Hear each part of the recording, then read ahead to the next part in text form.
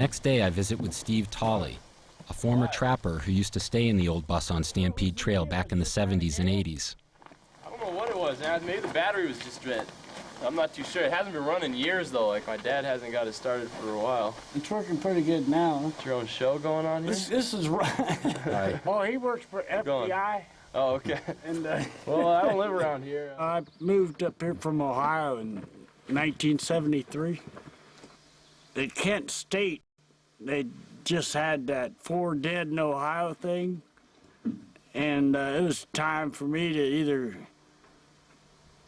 get up or get out, you know, and I just bought a Volkswagen car, and I didn't even know I was coming to Alaska till I got here. You know, I just tired of down there, you know.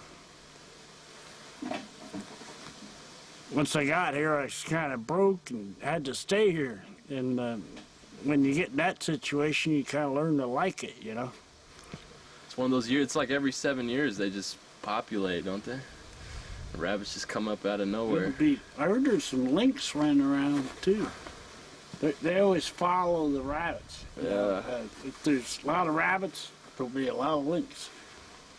In 1975, I moved to Healy, and the first summer I lived here, I moved in with a railroad worker who's a good friend of mine who's now married to my sister, so he's my brother-in-law. And in 1976, we decided to go trapping together.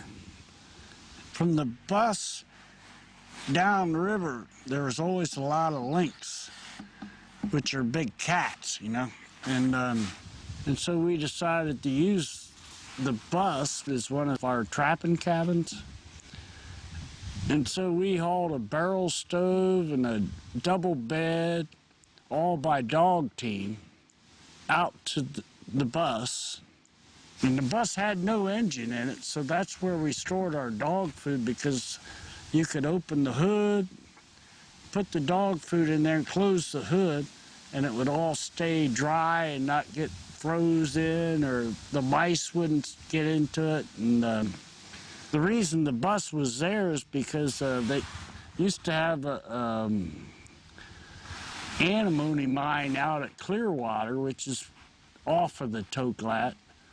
And the bus was a halfway point for hauling food, material, mining goods.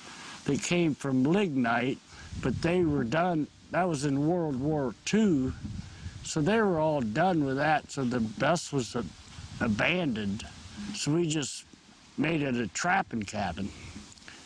And we trapped there for probably, maybe even 10 years. We never really made much money trapping, but it was sure kept ourselves busy, you know. Kept us plenty busy. Steve offers to head out to the bus with me, says we could take a couple ATVs. A kind and tempting offer, I tell him, but it's really something I need to do alone and on foot.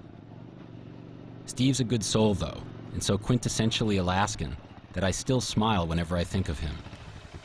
I'd be soon to make some rabbit stew. Some good meat right there. Oh, yeah. Hell yeah. Yeah, better than chicken. Yeah, for sure. Yeah, I ain't going anywhere. I'll be here forever. Well, not forever. But, well, maybe. If they bury my ass up here, I'll be here forever. Speaking of true blue Alaskans, my last interview in Healy is with Will Forsberg,